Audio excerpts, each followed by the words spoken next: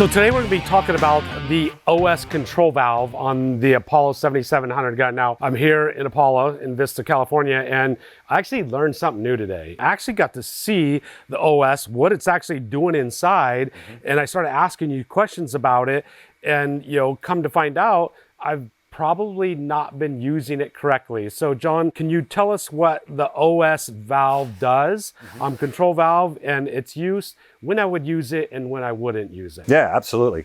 So the OS, or overspray control, is basically a little device that we built into the top of the spray head to help you control the air pressure from your turbine system. Traditionally, turbines have not had any way to control the air pressure or vary the speed of the motor. And so you weren't able to reduce the amount of pressure. So if you were spraying a very thin material, you'd have to spray it with the full pressure, which would give you a little bit more overspray and a little more wasted material. So by having this little device in the gun, we can actually restrict the airflow through the spray gun and be able to, it's kind of like a cheater valve on your compressed air guns, right? So it's a way to kind of more fine tune it.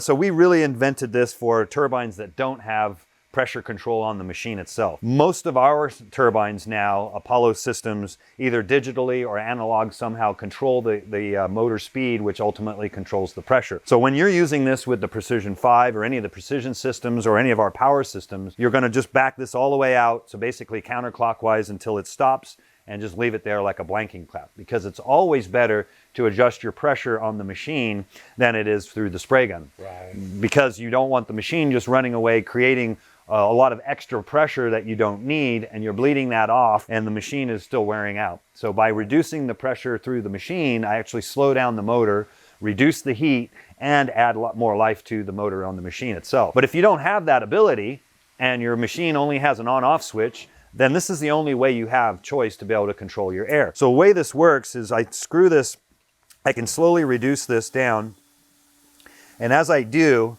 this is your air passage that's coming through the gun here.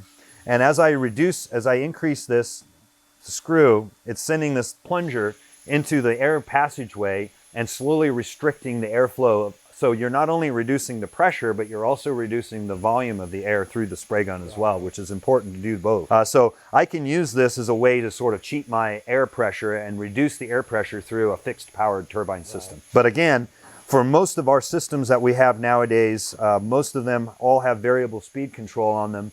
And so we just back it all the way out, and we're more or less using it as a blanking cap. So I have two units. I got a Precision 5 and I got a Precision 6. So pretty much I can actually remove that, put a cap on it, yeah, and I'd actually be better off than actually using it then, maybe. Yeah, you wouldn't need to use it at all, because remember, with your precision machine, you have the control to be able to reduce that pressure to an accuracy of 1/10 of a PSI. So that's going to be way more accurate than trying to reduce it through a mechanical means of reducing pressure through the gun. So there you have it. That's the OS control valve, the overspray control valve, what it's used for, how to use it. If you got any questions or comments, about that valve, just leave it down in the comment section below. We'll try to answer them as soon as we can. See you right here next time on Paint Life TV. Out.